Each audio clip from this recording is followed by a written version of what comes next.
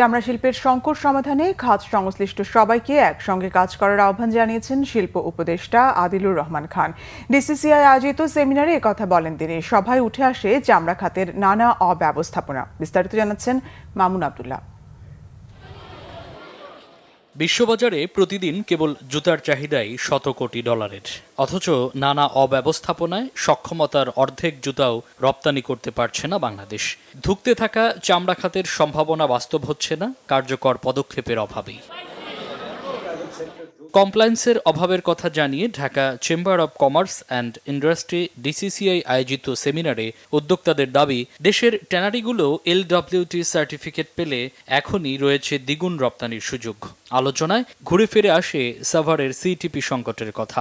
LDC গ্র্যাজুয়েশনের পরে যে চ্যালেঞ্জগুলো আমরা করব, duration of duty free, quota free এবং মার্কেট অ্যাক্সেসে যে চার্জ সমস্যা হবে, সেই প্রেক্ষিতে প্রস্তুতি এখনই নেওয়া প্রয়োজন। লেদার গুডস ফুড সেক্টর অন্যান্য এক্সপোর্ট সেক্টরের সাথে আরএনজির huge discrimination in the policies, সেই ডিসক্রিমিনেশনটা দূর করা খুবই জরুরি। আপনি হাতের ডান দিকে, রাস্তার ডান দিকে একটা সিমেন্ট ফ্যাক্টরিতে 100 টাকা ইলেকট্রিসিটি নেবেন, আর নতুন ইনভেস্টমেন্টের কথা বলতেছেন, আর দক্ষিণ দিকে ওটা আরেকজন দিলে ওটা 120 টাকা নেবেন, এটা তো হলো না। আমাদের এটা যে কোনো মূল্যে ওভারকাম করে আমাদের এই সিটিপি চালু করা দরকার।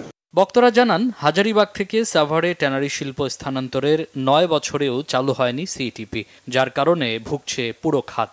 এই সংকট নিরসনে দেশি বিদেশি বিনিয়োগের বিকল্প দেখছে না শিল্প উপদেষ্টা।